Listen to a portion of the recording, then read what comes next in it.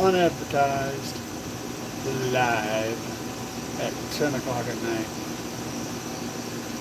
Not ideal, but maybe a few people show up. It's more of a test. I don't know what the sound is like or any of that stuff. So we're going to test drive it and see what I end up with.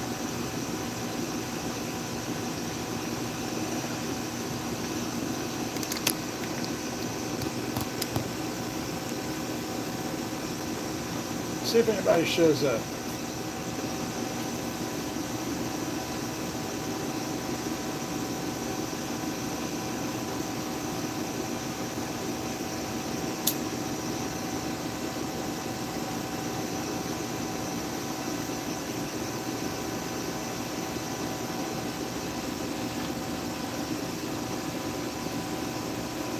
What's up?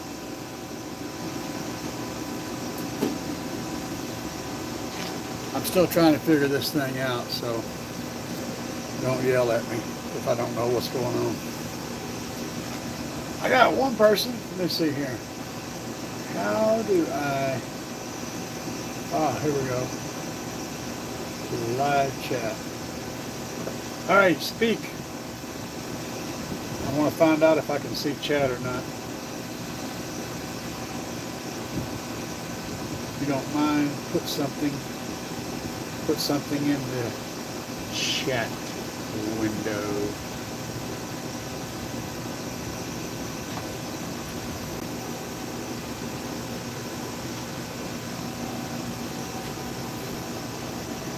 This is purely a test drive, by the way. I mean, I may be on for a little bit if enough people show up, but I have no idea what I'm doing. So I know I'm not on camera, but I will be. What's up? If you guys can hear me, I don't know what the audio's like or anything.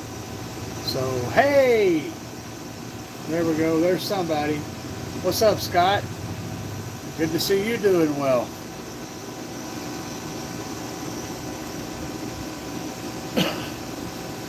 Somebody tell me what my audio's like. There ain't no indicators on here whatsoever.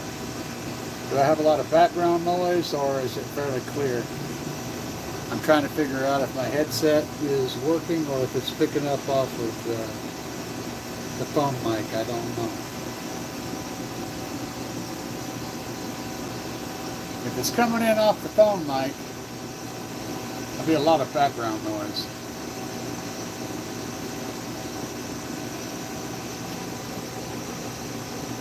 Oh, why are they disappearing? Why are you disappearing? I gotta figure that out. Thank you, Scott. And thank you. With that, I don't know how to pronounce your name. Duon? Well, that's a tough one. And the messages are disappearing. Gotta work on this. Thanks to the inspiration. My audio is muted. Oh, well, that's awesome. That's just freaking great. Hang on a second.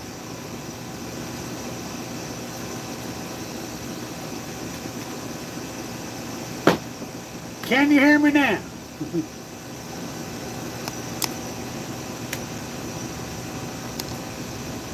Any audio?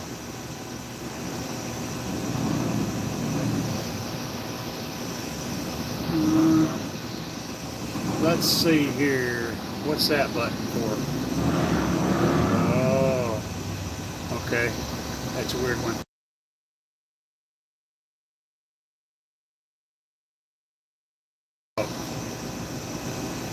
Okay. Alright, well, yeah, I'm still, like I said, I'm a noob when it comes. I've never done a live stream before. So, I'm trying to do it the easy way, and what that boils down to is, I don't know what the hell I'm doing.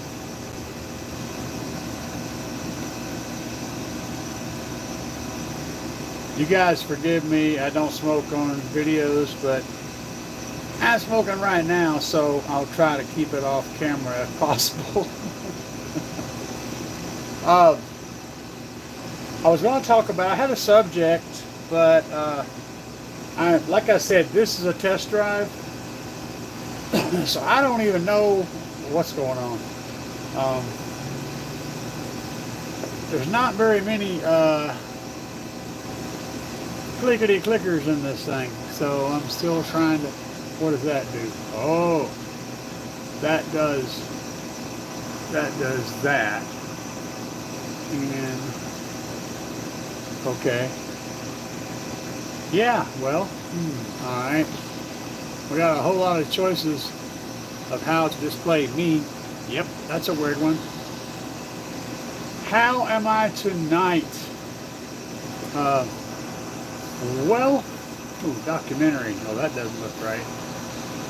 Tonight I am tired. I had a very, very busy day, and you guys saw that I got a grill from across the way there. Somebody threw it away, and yeah, cleaned up real nice. I mean, it's like I was looking them up, and I think it's like somewhere between $800 and $1,200 for that grill. Yeah, pretty cool. Tomorrow, me and the wife are going to Branson. We're going on a date. You know, hey, for the first time in a very long time. We're going to go over to Branson and ride the scenic railways, and I don't know, probably just drive around like idiots for a little while afterwards. And then maybe go somewhere and eat something. We're having a little, like I said, we're having a day date. You know, old people date. You know, we don't go cruising the main drag, although we're probably going to cruise the main drag.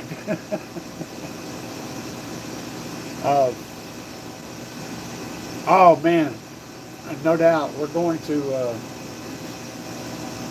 From what I understand, there's a dinner on the train, and we're going to get down with that. Hopefully, it will be something southern and not some weird.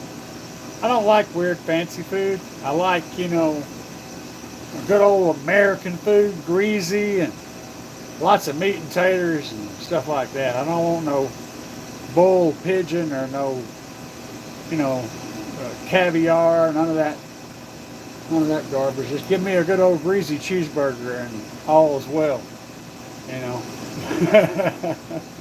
I mean, for real, man. You know, feed me like I'm at a barbecue. To me, see, to us folks that grew up in the South, the best eating there is, like, the real spread. You know what I mean? Like if you want to impress somebody from the South with some food, you need a table full of barbecue, some cornbread, maybe some buttered bread, you know, and some cheese dip, you know, hush puppies, beer in a cooler, you know, with ice. You got to reach down in there and pull that rascal out. And if you're trying to find one down in the bottom that's different, you know, your hand's going to be froze when you pull it out. But that's going to be some good beer when you drink it. That's a spread, you know. When you got that fancy table with the big, you know, pretty tablecloth and the wine and all that crap, that's aggravation. That's somewhere you got to be that you don't really want to be. That ain't no spread. Give me something greasy and dripping with fat and barbecue sauce and way too much seasoning and some sweet tea. And you know, now we're talking, you know. We can get down with that. Hey, I like the back end the way I did it. Is that pretty cool? I like the way this carpet looks. See, you agree. I wish I could figure out how to get this, how to make the messages stay on the screen. I'm going to have to go through here and I'm going to have to look at it a whole lot. As Andy would say on Living Loud with Andy. I'm going to have to look at it and figure out how to manipulate the things. Because I don't have a representation of my audio, so I don't know what it's coming out like. I don't know whether it sounds like garbage or what. I don't have the ability to see messages. When you guys message, it shows up for a few seconds and then it fades away. And then I got to dig around and poke at the thing, and then I get to look at it again for a couple seconds and it fades away again. Yeah, that's annoying. I'd rather them just scroll up, that way I could scroll. Taram 3K subs for life. Taram 3K with a Scar SVX18, I believe that's what that was, a single. The 3K on a single 18 is gonna bang. As long as you got enough box to support that. Like, I'm not sure what the cubic feet on that, but an 18 is usually somewhere around 3 to 4 cubic feet.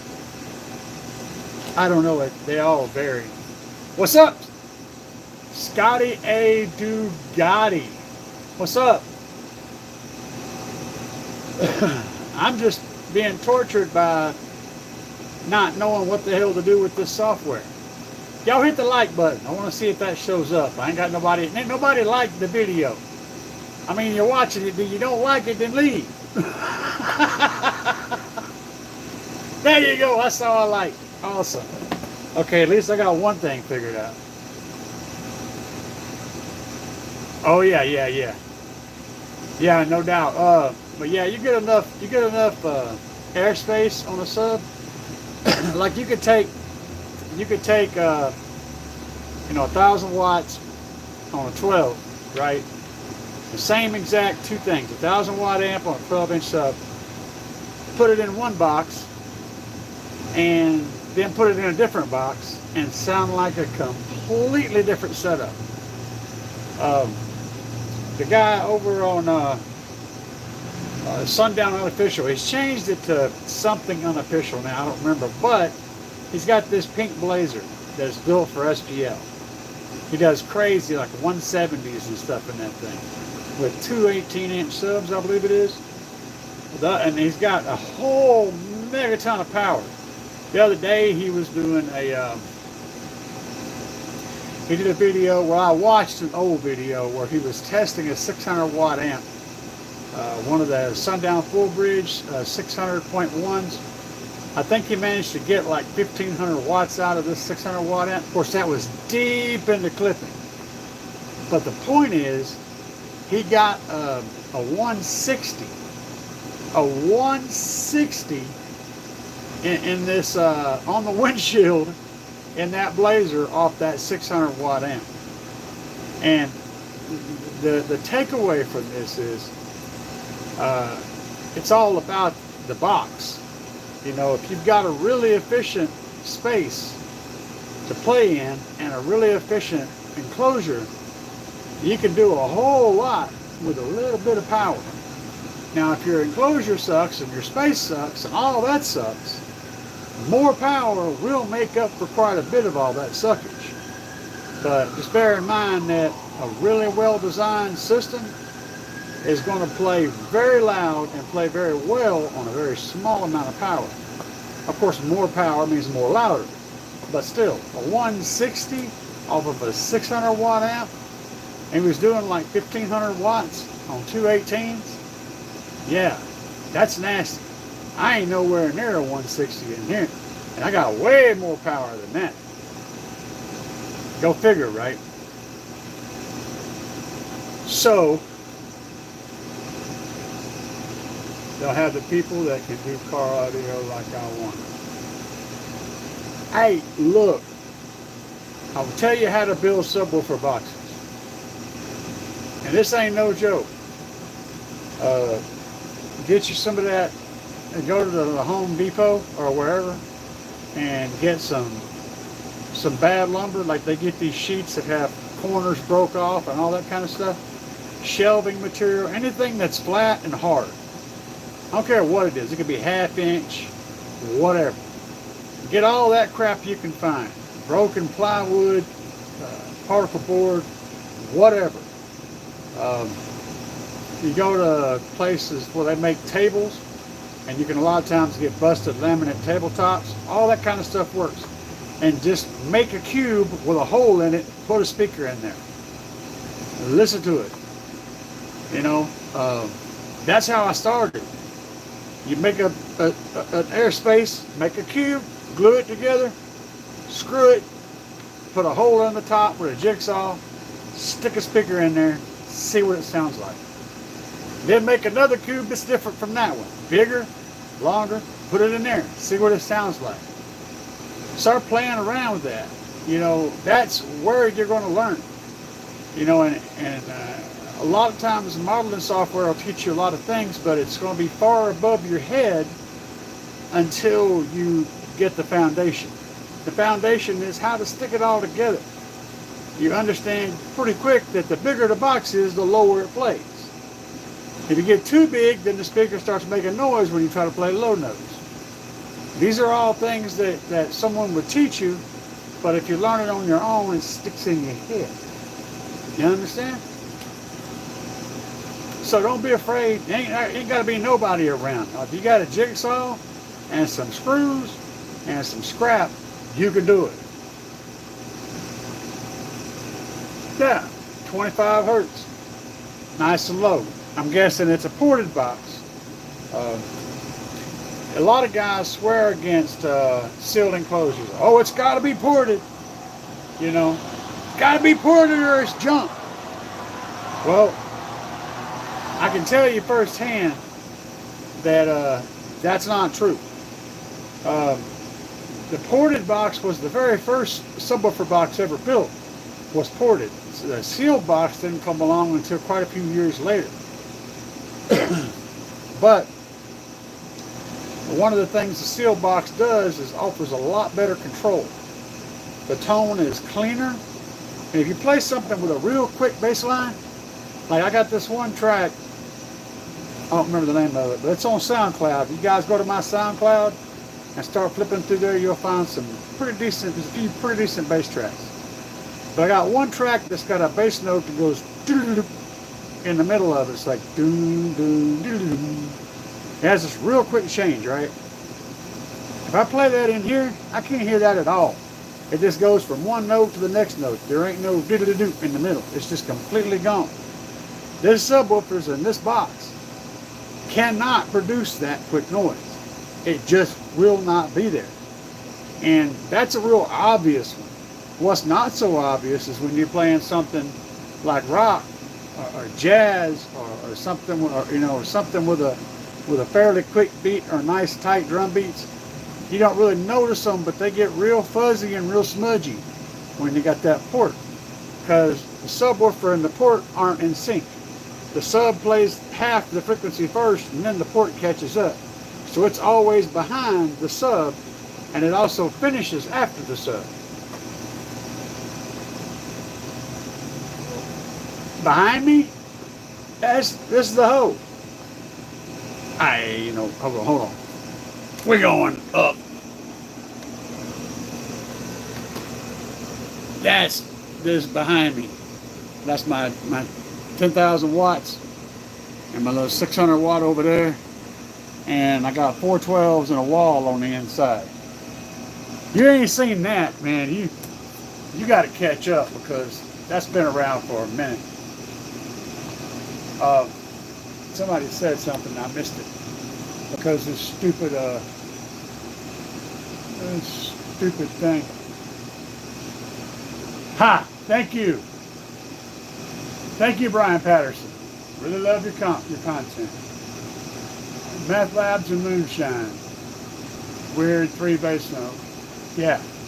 So what I was saying is the sealed enclosure, and it don't matter how big the driver is really, but a sealed enclosure is going to give you more control on the cone, because it can actually build a spring.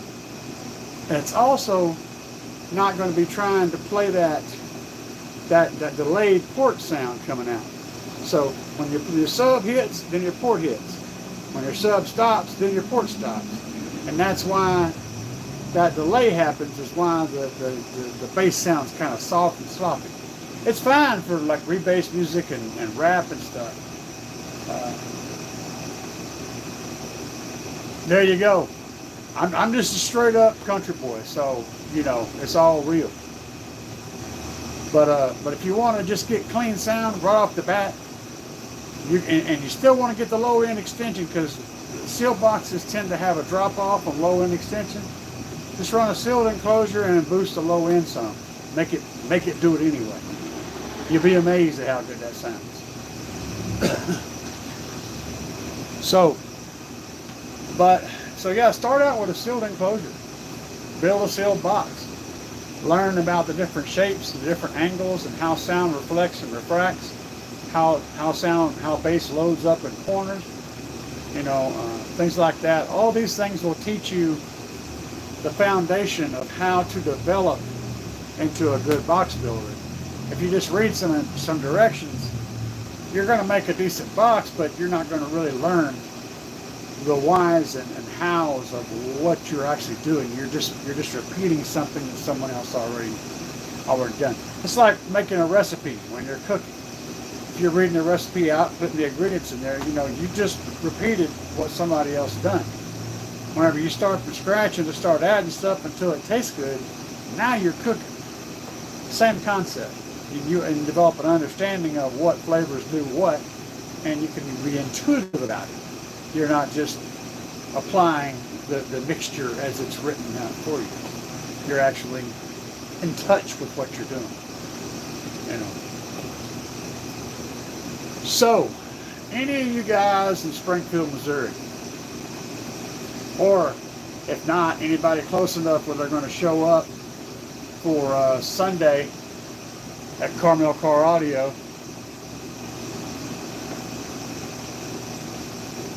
to the show. That's going to be the day after tomorrow.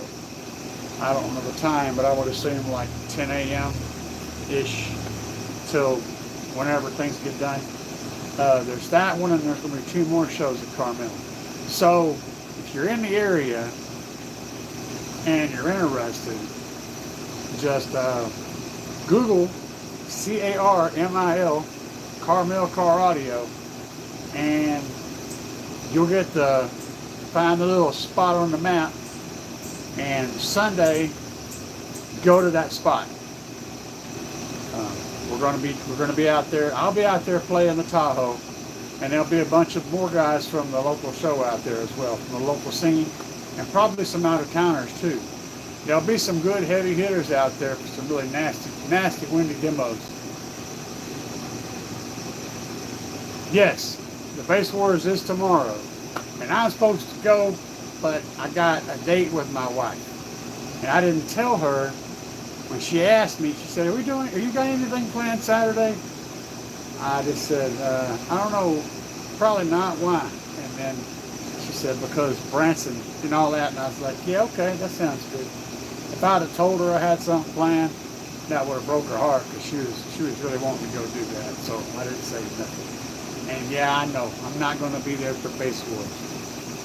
It is what it is, man. You know, we all have to have priorities in life. And if you don't put your family first, then you just made bad decisions. So I will be up there at Carmel's though on Sunday. So there's that. And if you're out there tomorrow, don't expect to see me out there because I'll be down south riding the train. Doot, doot.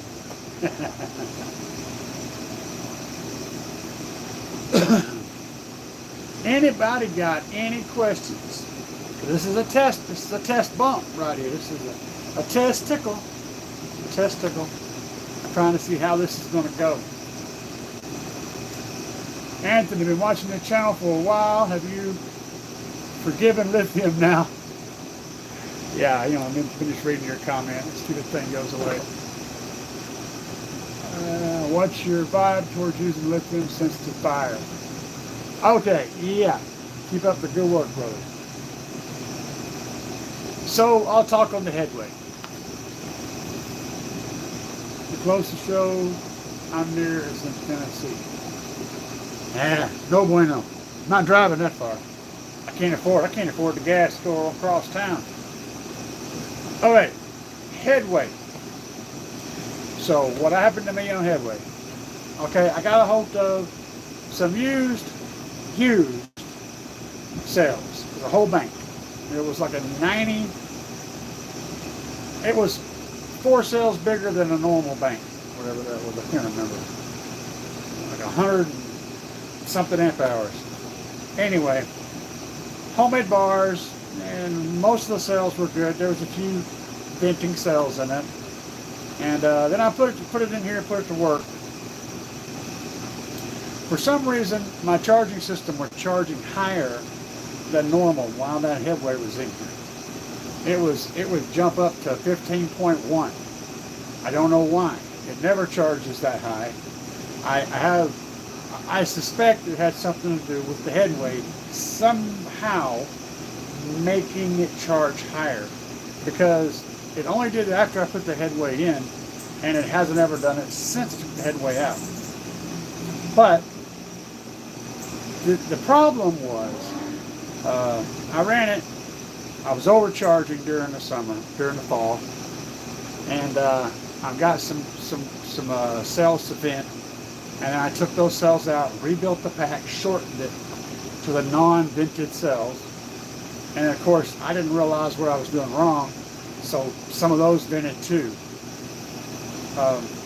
Well, winter came on, got really cold.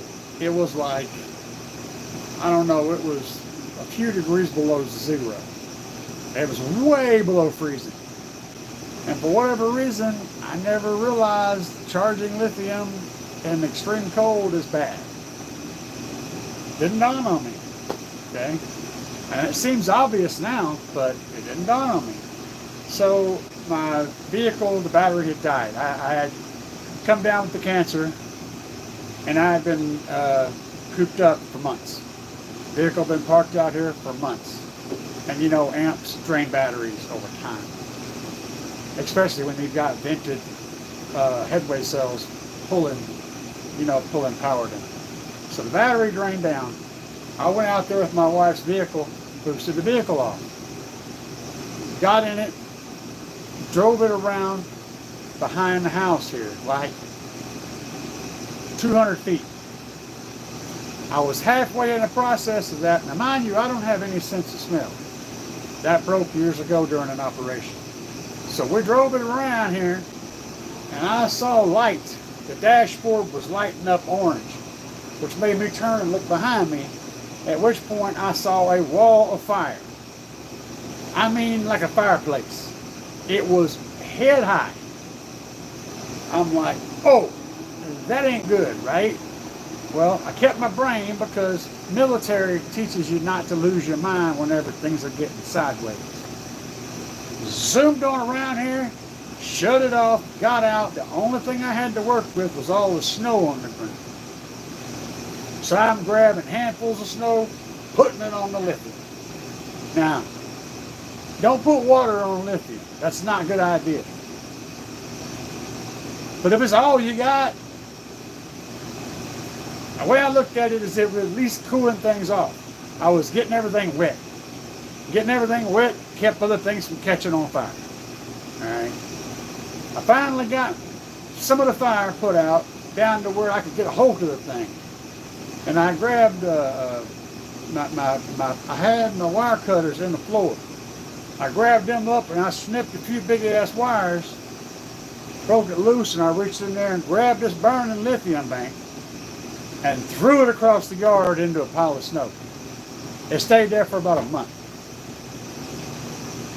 Somebody else picked it up and went off with it. I don't know what happened to it and don't care. Now, that's what happened with the lithium. That's what happened with my headway. Okay.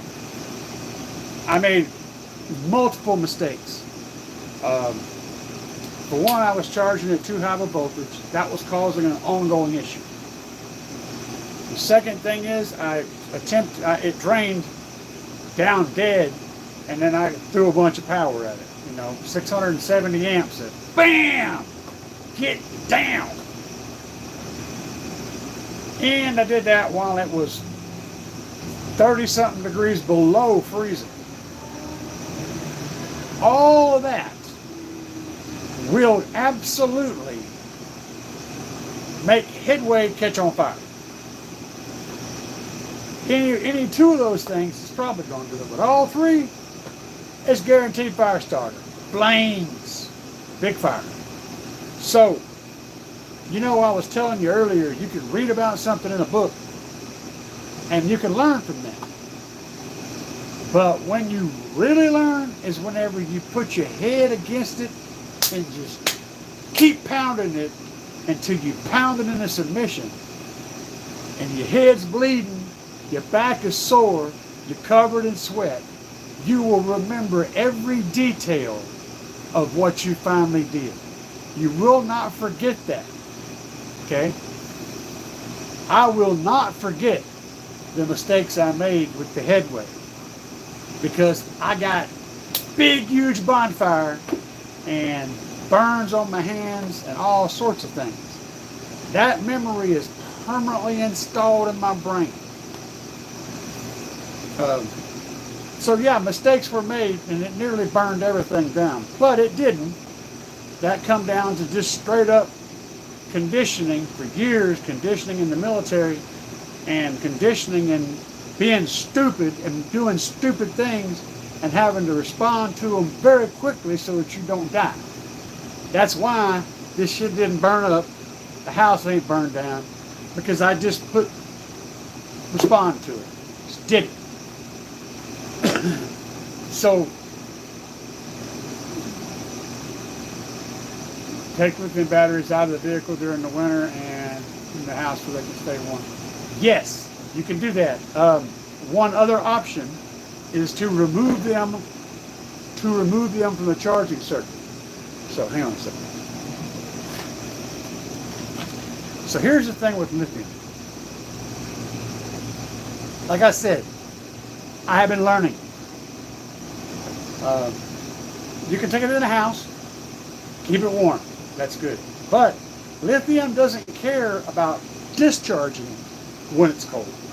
Only charging. So if you have a way to remove it from the circuit, even if it's cold, even if it freezes, even if it's 60 below zero, as long as you don't try to charge it in that state, everything will be fine. It'll warm back up and still be perfectly fine later. You just don't want to charge lithium below 32 degrees at all. There's batteries out there that you can charge colder, but the way they work is they have a relay set up in there and they have a computer that monitors the temperature. It's a BMS. And the computer goes, hey, it's 32 degrees, turns itself off. You send power to it, the computer goes, hey, there's power coming in, but it's 32 degrees. It's lower than 32 degrees. So instead of putting the power in the batteries, it sends that power to a heating coil that is surrounding the pack. That heating coil heats the batteries up until they're above 32 degrees. Then it switches, that relay kicks on and switches the power from that heating coil to charge the batteries. And then the batteries will generate enough heat to maintain it. And that's what a BMS and a cold weather charging system does for lithium. You could build something like that. But that's how it works. It's really simple, actually. You just need a computer to read the temperature, and if the temperature is below a certain point, to flip the relay to where that charge coming in goes to a heater instead of going to a charge. And then once that state is changed, you can flip it around. That's how they do that. That's how they charge them. The problem with that kind of system is it doesn't work well for this stuff, because we send way too much amperage to these batteries and pull way too much amperage out for a BMS to be able to handle it. Those BMSs are capped at like 50 amps or 100 amps or maybe 150 amps in the big ones.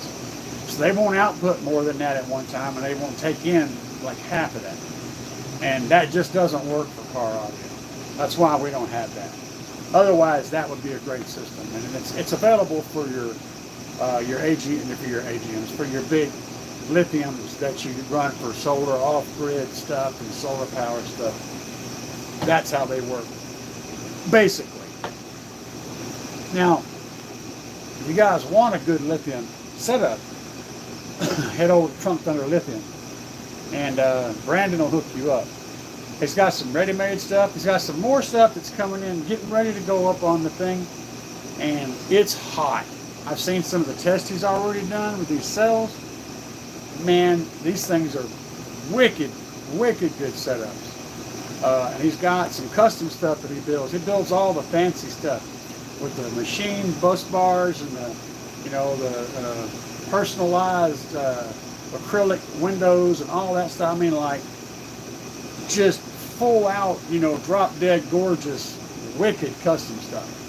And if you use my coupon code, capital C, capital A, capital E, 10, you get 10% off whatever it is. Can't lose with that. I get commission for the sales, all right, and you get 10% off. It's a win-win for everybody. He gets a sale, you get a discount, and I get commission. Right? And I'm not a whore, I'm a prostitute. It's different. Next question. That's not a question, that's a reaction. But yeah, taking the lithium out in the winter is not a bad idea. It's not necessary. What you do want to do is, if it's going to be getting below freezing, if you're going to be charging the system that it's in while that battery is below freezing, you want to remove it from the system. You want to take it out, disconnect it. You can leave it in there, just disconnect it. You don't want to charge lithium while it's below 32 degrees Fahrenheit. At all. Not at all. There's people that say you can put a little trickle charge. No, don't do any of that. If it's below 32 degrees, don't even look at it too hard. Not good. Anybody else got any questions for my crazy self?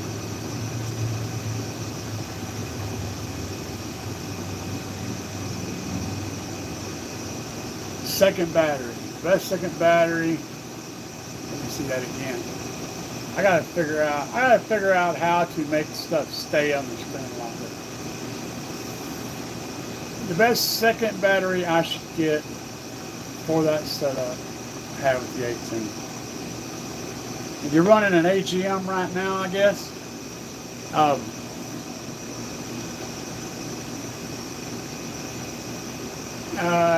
don't know what kind of alternator situation you have, but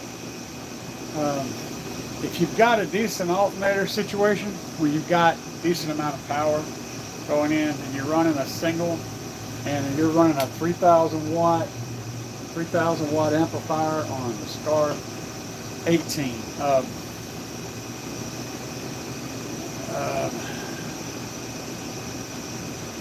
Are you charging? Okay, yeah. Next question. Or what voltage are you charging at? That's a needed piece of information. If you're charging at like 13.5 volts, then I would say get one of the Ioxus super caps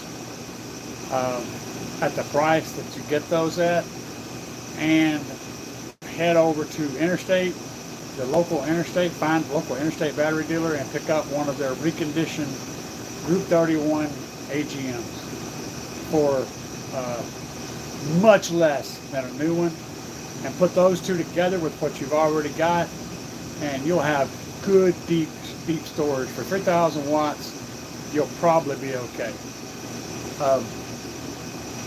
You can do both of those for less than the price of a decent AGM, and you'll get more for your money. Plus, the super cap doesn't care.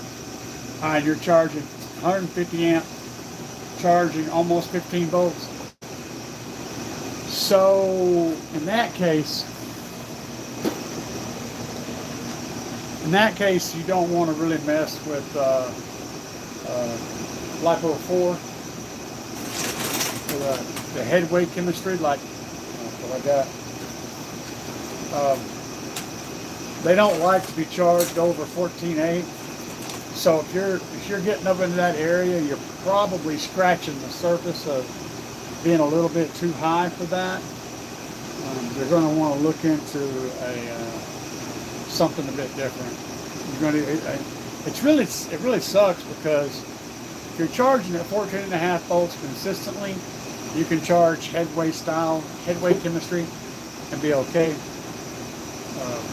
But if you're charging at 14.9, you're charging too much for that, but you're not charging enough for the other chemistries. So what you might would do in that situation, I know I have a similar problem, but mine actually caps at 14.5. Thank you, Anthony. That's a lot. I've got like almost 500 videos, so you've been very busy. Like 89 or 90 hours of videos. Yeah, it's a lot. But if you're charging in that weird spot between, up around the high 14s, well, you don't want to buy something that you're not going to be able to keep using. So I would say get a couple of the Ioxis Ultra Caps, the B stocks. Maybe 2 of those. Because those guys don't care about the voltage.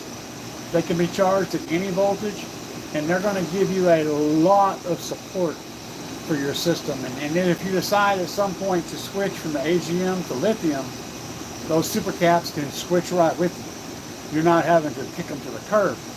They can move from one voltage to another voltage. You can carry those through multiple different types of builds. And being able to continue to use something and not have to ditch it is a big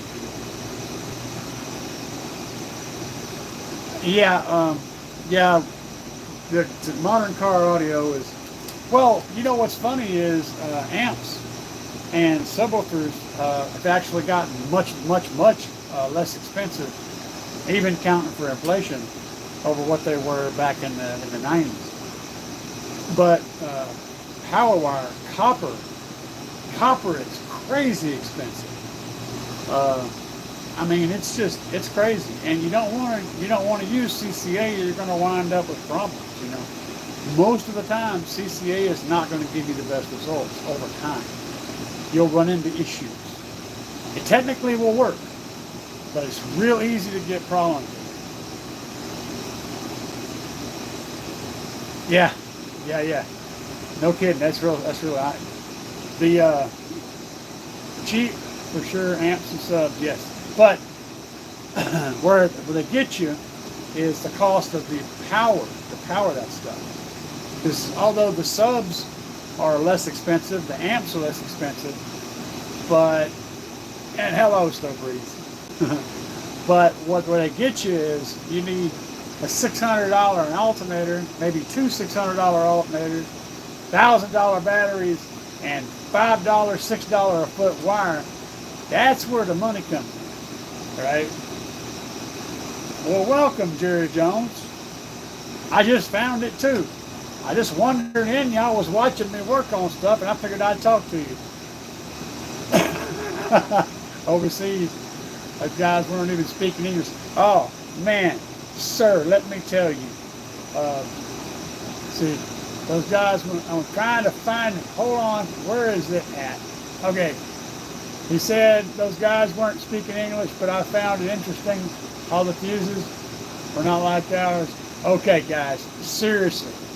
Let me tell you, a lot of people go to the salvage yard. Yes, you can get alt gauge wire real cheap that way. You're right. Twisted wire. Yep. So, all right. Now I don't normally jump on the brand bandwagon. All right, I'm not that kind of guy. But I will say this about Defmons. The way they test the stickers that I've got in this thing, the reason I bought these guys, the ones that are in here, my 300s, they're rated at 2,000 watts RMS. They're 12s. And the way these guys tested them on the video, is they mounted this sucker in a table. Timco welding cable. Excellent choice. Excellent choice. Very good. But they mounted it in a table with no enclosure, free air, bolted it to the top of this thing, put 2,000 watts RMS on it, set a temp gun on it, set 40 hertz to it, and let that bad boy eat for 5 minutes, maintaining the amp gain to keep the voltage up around 2,000 watts. They let that thing eat 40 hertz free air for 5 minutes, shooting the temp gun at it, and it got done, it was still playing. They may not be able to speak English, but they are serious about building equipment, and they're serious about testing it. So I'm all about that. Yes, hit that like button. Thank you. Thank you. Give me the love. Give me that like love. So, I'm all about put your equipment where your mouth is. Don't tell me what it'll do. Show it to me. If you guys ever watched Parker Basehead, he picked up on that, how Deaf Bonds test their Deaf subs. And he's putting other brands to that same exact test. All the Deaf Bonds drivers pass it every time. Most of the other brands don't. They can't quite do it. I appreciate that, man. Thank you.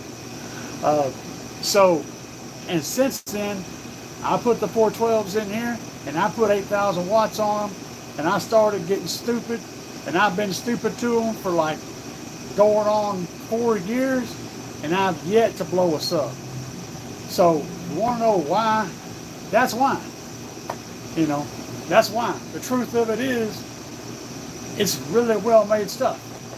So, they're like, I don't even remember, they're like $300-something a piece. But the old saying goes, you get what you pay for. Sometimes that's the truth. Exactly. Exactly. So yeah, I'm all about it. Not everybody's like, all their stuff ain't awesome. I don't know.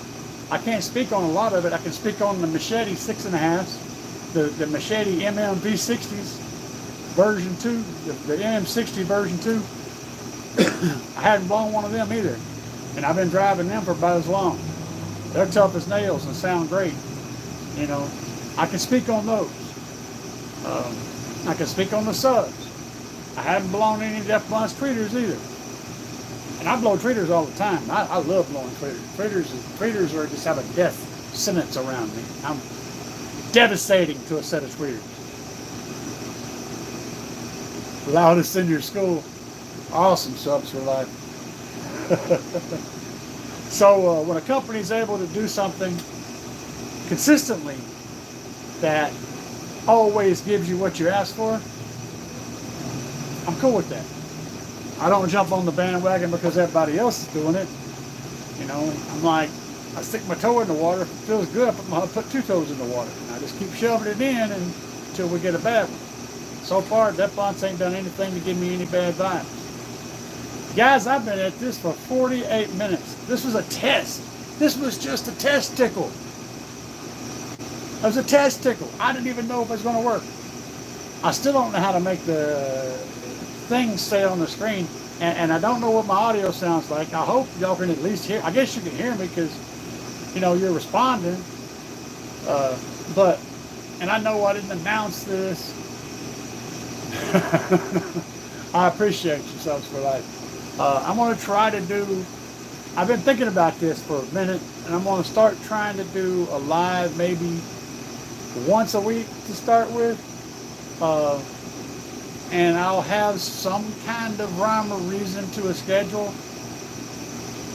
I don't know. I'm still working that out because my days are kind of weird. Sometimes I just don't feel good, and I can't, you know, I don't want to put you guys out there waiting on me to show up, and then I'm like, I'm not going to be there. So we'll see. I'm going to work it through it. See, I have days where I'm pretty good and days where I feel like total crap. The car in the background, that's my Tahoe. Chris, Heavenly Hand, good evening. I met you last week in Springfield at Midwest SBL. Your opinion on Bighorn shit, I lost it. I gotta go back. Hang on. Stupid thing. Now, well, crap. Y'all are done. Bumped him up. I gotta find him. SBL, your opinion on Bighorn port or Big Arrow port flared? Thank you, and thank you, Mark McCarthy. Wow. Oh, that's my wife's car back there. Yeah, it's an old View. It's an old Saturn View. It's a beater. I would talk her into letting me make a base car out of that, but she owes too much money on it, and it just wouldn't be a good thing. Loud and clear. It's working good. Sounding in. Thank you. I'm glad to hear my audio is not total garbage. I was really concerned about that because I have no idea. And I got this air conditioner running back over there. So this is a good test for audio. If the audio is clear right now, we're slamming. Okay. Ports. Ports and ports. So we're talking about ports. You asked me about what my opinion was on. Yeah. Oh yeah. That'd be a good Saturn View. Would be a good car for this. I have to say, I'm really liking the way the aero port sounds, the flared aero port. I didn't think that the big ass port, the 10-inch that's in here, I knew it was going to be loud. I didn't think it was going to sound good. I was expecting it to sound, you know, right? But mind blown. Yesterday I switched to my SQ tune on my DSP, which changes everything. It does all the time alignment and all that. And I was able to listen to some of the SQ music with that wall behind me, and it sounded phenomenal. So yeah, I'm gonna go with aero port, flared port, big deal. Do it. Had a Saturn View, about $200. Union transmission. Yeah, Saturn View is not a terrible car, but yeah, the transmission will be expensive. They also have electric power steering too. If that's messing up, it's not terrible to fix the bits and pieces, but you do have to learn a whole new skill set to do it. But guys, I am going to bail, and I appreciate you guys for stopping in. You're all invited back next week to this locality.